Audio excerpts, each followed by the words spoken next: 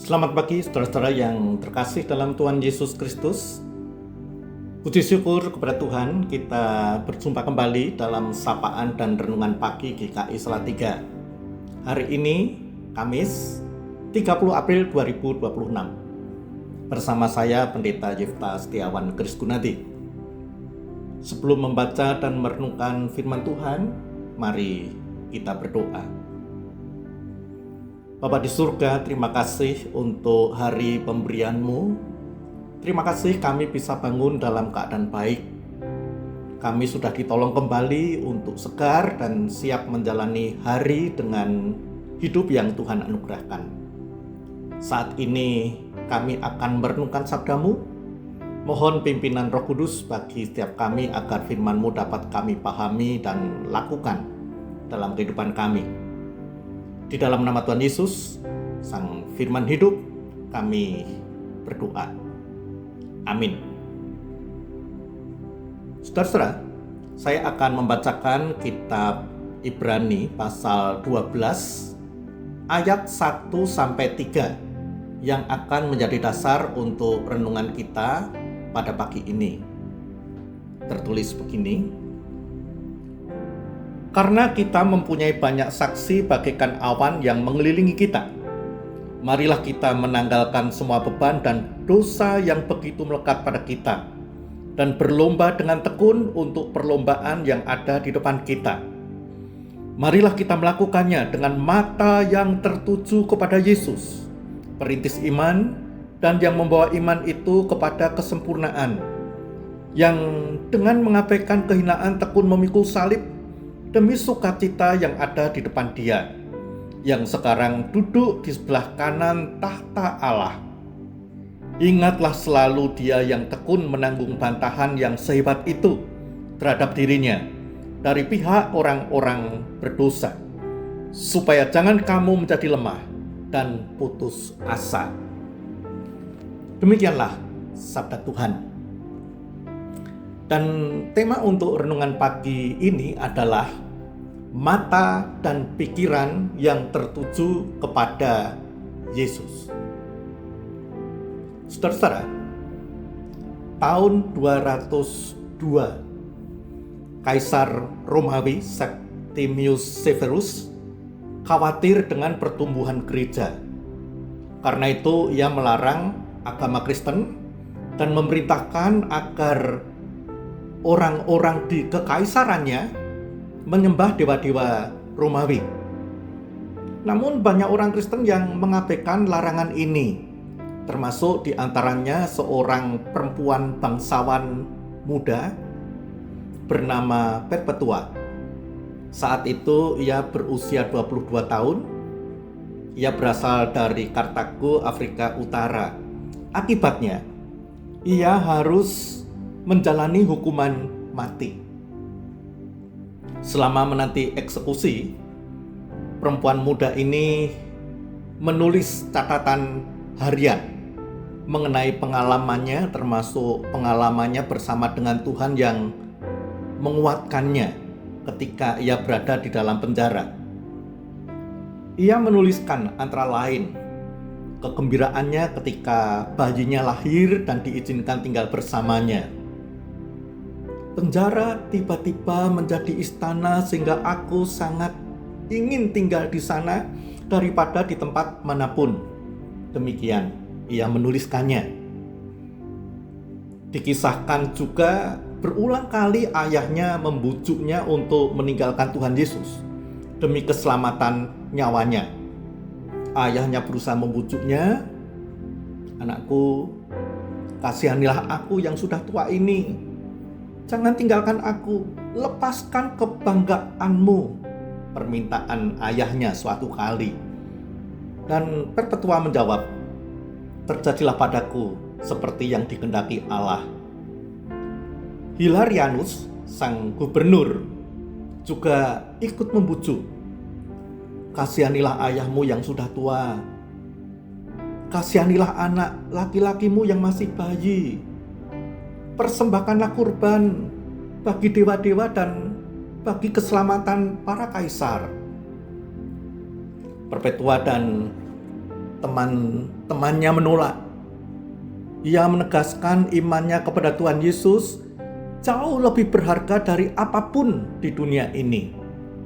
Akibatnya, Perpetua menulis, kami dikutuk seperti binatang buas dan dikembalikan ke penjara. Lalu, bagaimana kelanjutan kisah Perpetua ini?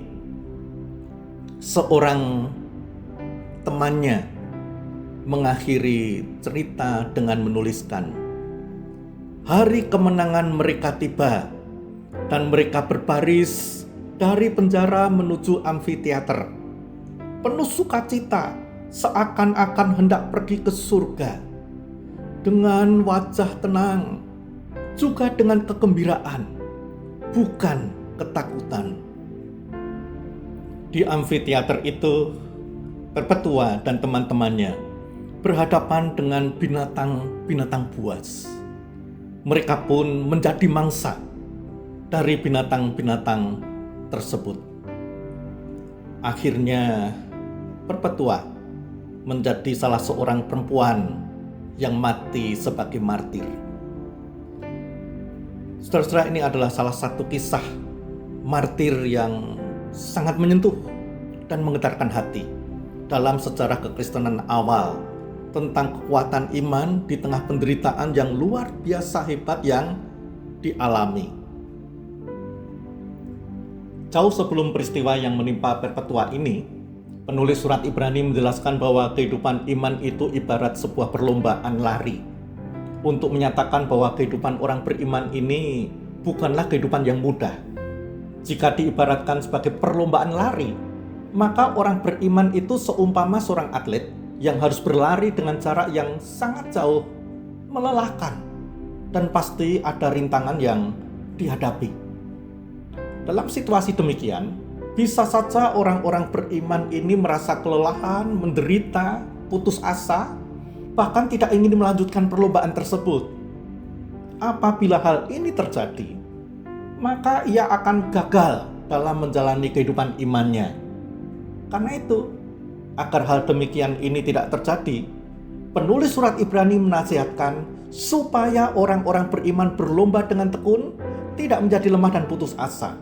Ia harus tahan berjuang, mempertahankan semangat dan terus berlari sampai garis finish. Artinya, mempertahankan imannya sampai akhir apapun yang terjadi dalam kehidupannya. Untuk bisa melakukannya, penulis surat Ibrani menyampaikan beberapa hal. Antara lain, pertama, ada dua kalimat penting dalam ayat yang saya bacakan tadi. Satu, marilah kita melakukannya dengan mata yang tertuju kepada Yesus. Dua, ingatlah selalu akan Dia. Mengapa Yesus? Karena Yesus telah mengikuti perlombaan di arena dunia ini dengan tekun dan menang dengan sempurna.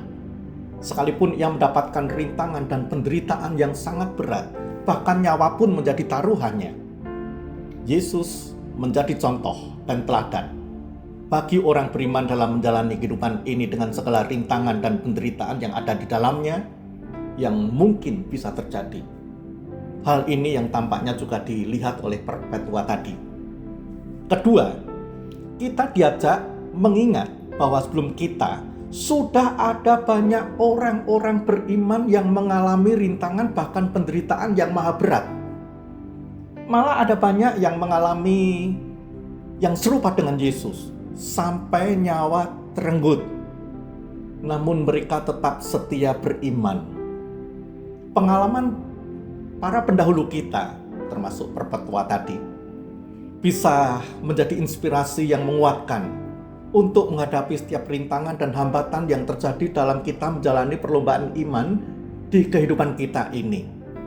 Para pendahulu kita inilah yang disebut sebagai banyak saksi, bagaikan awan yang mengelilingi kita.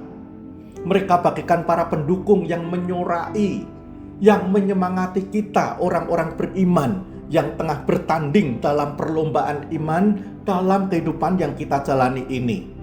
Agar kita bisa terus menjalaninya sampai tiba di garis finish. Harapannya, tentu kita mampu melakukannya. Apalagi rintangan, tantangan, masalah, dan pergumulan yang kita hadapi di arena kehidupan ini, kebanyakan bukan hal yang sampai membuat kita pada urusan hidup dan mati kita.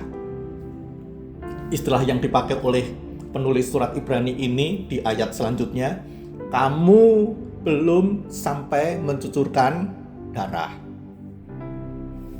Dengan nasihat dari firman Tuhan ini, maka seberapapun besarnya masalah dan pergumulan yang kita alami dalam menjalani kehidupan ini, jangan pernah kita sampai putus asa dan menyerah. Kita punya Tuhan yang hidup, yang telah memberikan teladan bagaimana menjalani kehidupan yang sangat tidak mudah. Dan sekarang Ia duduk di sebelah kanan tahta Allah Bapa kita.